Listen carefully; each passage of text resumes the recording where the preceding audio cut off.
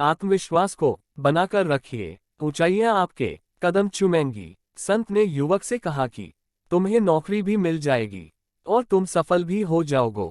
इसके लिए तुम्हें निराश होने की जरूरत नहीं बल्कि और मेहनत करने की जरूरत है। युवक ने कहा कि मैं किसी योग्य नहीं हूँ। एक नगर में एक युवक रहता था। वह वर्षों से जमकर मेहनत करता आ रहा था। कई वर्ष बीत गए लेकिन युवक को सफलता नहीं मिली। इसी वजह से काफी निराश रहने लगा था।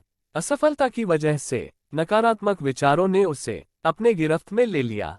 वह अपने जीवन से इस कदर निराश हो गया कि आत्महत्या करने का विचार बना लिया। वह आत्महत्या करने के लिए जंगल जा रहा था। जंगल में अचानक से उसकी मुलाकात एक संत से हुई। संत ने युवक से पूछा कि तुम इस घनघोर जंगल में क्या कर रहे हो। युवक ने जवाब दिया कि मैं अपने जीवन में संघर्ष कर करके थक चुका हूँ, मैं आत्महत्या करने जा रहा हूँ। संत ने पूछा तुम कितने दिनों से संघर्ष कर रहे हो। युवक ने जवाब दिया कि मुझे सालों के संघर्ष के बावजूद भी नौकरी नहीं मिली। संत ने युवक से कहा कि तुम्हें नौकरी भी मिल जाएगी और तुम सफल भी हो जाओगे। इसके लिए तुम्हें निराश होने की जरूरत नहीं बल्कि और मेहनत करने की जरूरत है।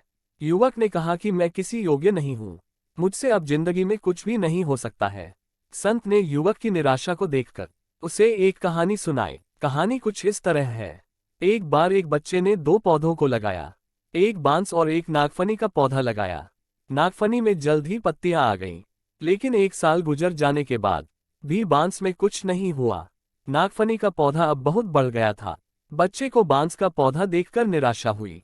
तीसरे और चौथे साल भी बांस के पौधे में कुछ नहीं हुआ। अब बच्चा पूरी तरह से निराश हो गया। लेकिन कुछ दिन बाद बांस के पौधे में अंकुर फूटे और देखते ही देखते बांस का पौधा बहुत बड़ा हो गया। बांस के पेड़ को अपनी जड़ों को मजबूत करने में 4 से 5 साल लग गए।